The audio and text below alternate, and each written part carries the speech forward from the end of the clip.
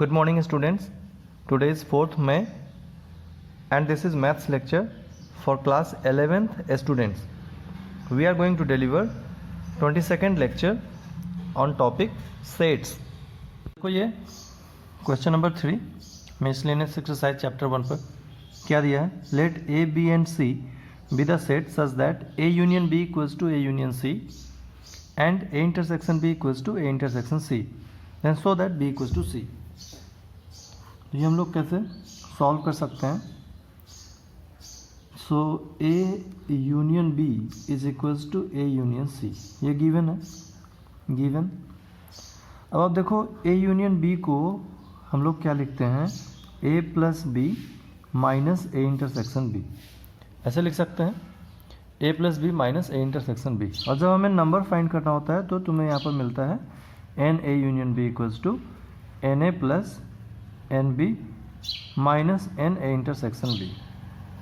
तो ये नंबर के फॉर्म में number of elements in A union B equals to N A plus N B minus N A intersection B minus N A intersection B. But in general अगर हमें A union B से क्या समझ में आता है तो A union B is A plus B minus A intersection B है. ठीक है, तो हम लोग ए यूनियन बी की जगह पर लिख सकते हैं A plus B minus A intersection B. और ए यूनियन सी की जगह पर आप लिख सकते हो A plus C minus A intersection C, A plus C minus A intersection C. अब इसका मतलब हमें क्या समझ में आता है, यहाँ पर ये ए दोनों साइड सेम है, कैंसिल हो जाएगा. तो हमें यहाँ पर मिला B minus A intersection B equals to C minus A intersection C. Now in the question it is given a intersection b equals to a intersection c. तो ये दोनों कैंसिल हो जाएंगे, तो हमें बच जाएगा b equals to c. और हमें यहाँ पर सिर्फ ये लिखना पड़ेगा कि a intersection b equals to a intersection c is given in question, is given here. a intersection b equals to a intersection b equals to a intersection c is given here in this question. इस question में A intersection B equals to intersection C given है, तो हम लोग B equals to सी यहाँ पर लिख सकते हैं. बात समझ में आ गई. तो इस तरह से क्वेश्चन नंबर 3 को हम लोग सॉल्व कर पा रहे हैं. चलो नेक्स्ट क्वेश्चन देखें. तो देखो ये question number 5. So that if A is subset of B, if A is subset of B then C minus B is subset of C minus A. ठीक है, तो हम लोग लेट कर लेते हैं a equals to 1 2 3 and b equals to 1 2 3 4 5 and c equals to 1 2 3 4 5 6 7 8. ठीक है, तो ये हमने इस तरह से इसको एज्यूम किया है कि जो कंडीशन है if a is subset of b वो ट्रू हो जाए. ठीक है, ये क्वेश्चन में गिवन है. तो a इज़ 1, 2, 3 और b इज़ 1, 2, 3, 4, 5. मतलब a की ऑल एंट्रीज 1 2 और 3 सेट b के अंदर अवेलेबल है 1 2 एंड 3. तो हम लोग बोल सकते हैं यहाँ पर कि a is subset of b, क्योंकि a की ऑल एंट्रीज b में है तो a b का सबसेट है. तो ये कंडीशन हमारा सेटिस्फाई हो गया है. हमें इस तरह से a b लेट करने थे कि ये A is the subset of B satisfy कर जाए. उसके बाद हमने कोई एक सेट सी अपने मर्जी से लिया है, लेट कर लिया है 1 विथ एंट्रीज 1 2 3 4 5 6 7 8. चलो अब सी माइनस बी लिखते हैं. Now C minus B. तो अगर हम सी माइनस बी लिखें, सी माइनस बी का क्या मतलब होता है, सी माइनस बी का मतलब होता है कि C but not B, C but not B. तो सी सेट सी के अंदर से बी की एंट्री आप हटा दें, सी माइनस बी कर दें. तुम उसको ऐसे भी लिख सकते हो 1 2 3 4 5 6 7 8 और इससे में क्या माइनस करना है, बी को माइनस करना है. बी क्या है 1 2 3 4 5, ऐसे भी लिख सकते हैं. तो मतलब ये एंट्रीज यहाँ से हटा देनी है. तो 1 2 3 4 और 5 हट जाएगा, 1 2 3 4 5 हट जाएगा. तो क्या बचता है 6 7 एंड 8. तो this is our C minus B 6 7 and 8. Let it be first condition. Now we will find again what is c minus a. C minus A, C but not A, तो सी है 1 2 3 4 5 6 7 8, इससे हमें minus करना है ए को, और A क्या है, A is a set with entries 1 2 and 3। तो आप एंट्रीज 1 2 एंड 3 माइनस कर दें यहाँ से, तो अगर 1 2 और 3 को ड्रॉप कर दें तो हमें मिलता है 4 5 6 7 and 8। This is our C minus A. Let it be second condition. अब हमें 1 और 2 से क्या दिख रहा है कि सी माइनस बी के अंदर जो एंट्री है 6 7 एंड 8, वो एंट्री सी माइनस ए के एलिमेंट्स में भी है। सी माइनस ए सेट पर भी ये एंट्री 6 7 8 अवेलेबल है। तो हम बोल सकते हैं कि C minus B is subset of C minus A, क्योंकि सी माइनस बी की सेट सी माइनस बी की all entries set C minus A के अंदर अवेलेबल है। तो हम लोग बोल सकते हैं from 1 and 2, from 1 and 2 C minus B is subset of C minus A. C minus B is subset of C minus B is subset of C minus A. Okay, बात समझ में आ गई। चलो नेक्स्ट क्वेश्चन देखें। तो ये देखो, ये है क्वेश्चन नंबर 8। यहाँ पर हमें शो करना है for any sets A and B A equals to A intersection B union A minus B. तो इसको शो करने के लिए हम लोग यहाँ पर एक वेन डायग्राम के थ्रू समझें। ये यूनिवर्सल सेट हुआ, this is set A, this is set B, और ये है A intersection B, A intersection B. हमें इसका यूनियन करना है ए माइनस बी के साथ। तो this is A, this is B and A minus B. A minus B का क्या मतलब होता है, ए बट नॉट बी। तो ए माइनस बी हम लोग यहाँ पर देख सकते हैं, ये है हमारा A minus B, A but not B. So from Venn diagram we are trying to prove first part here first. So from Venn diagram,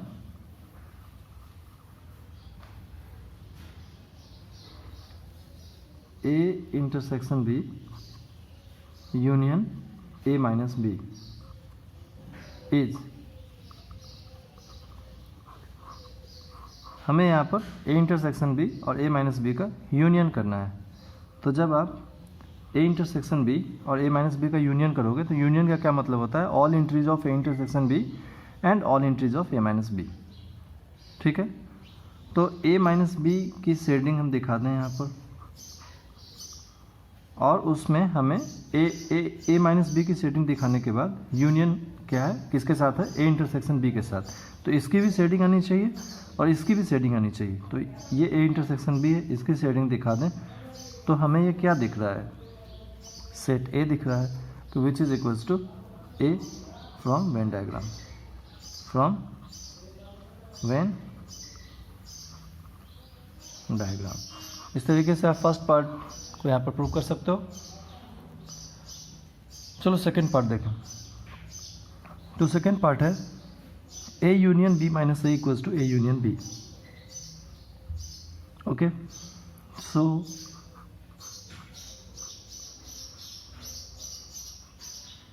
यहाँ पर हमने दो सेट रखा है ए एंड बी, ये है ए,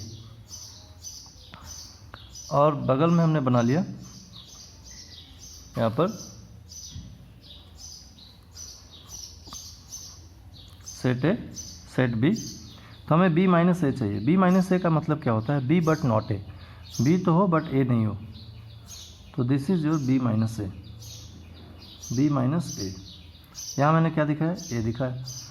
अब हमें A union B minus A दिखाना है। तो हम लोग क्या लिख सकते हैं, from Venn diagram A union B minus A, A union B minus A is क्या होगा, A union B minus A is, अब देखो A union B minus A मतलब A union B minus A का मतलब all entries of A and all entries of B minus A. तो हम लोग यहाँ पर बी माइनस ए की सेटिंग दिखाएं, बी माइनस ए की सेटिंग दिखा लिए। अब हमें इसकी भी सेटिंग यहाँ पर दिखानी है क्योंकि यूनियन है, तो हमें इस सेट को भी कंसीडर करना है और इसको भी कंसीडर करना है। All entries of A and all entries of B minus A. B minus A की सेटिंग दिखा दी, अब ए की सेटिंग दिखा लेते हैं यहाँ पर। ऐसा दिखा, तो इस तरह की सेटिंग दिखाने के बाद ये हमें क्या दिख रहा है, ए और बी के सभी स्पेस शेडेड हैं, ये ए यूनियन बी है। तो from Venn diagram A union B minus A is equals to A union B. और आप ये वेन डायग्राम यहाँ पर बना दें। तो इस तरीके से हम सेकेंड पार्ट यहाँ पर प्रूव कर पा रहे हैं। Is that clear? चलो एक क्वेश्चन और देखें। So this is question number 9। Using properties of sets so that first part is A union A intersection B equals to A and second part A intersection A union B is equals to A। तो देखो यहाँ पर मैं आपको बताऊँ कुछ, जैसे हम लोग A यूनियन B को B यूनियन A लिख सकते हैं।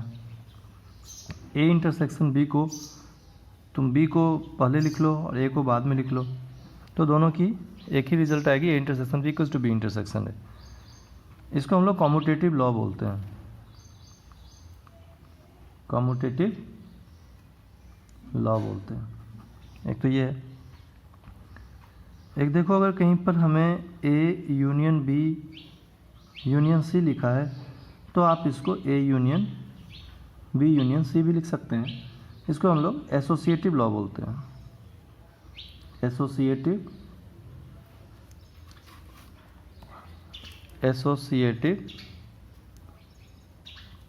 लॉ बोलते हैं।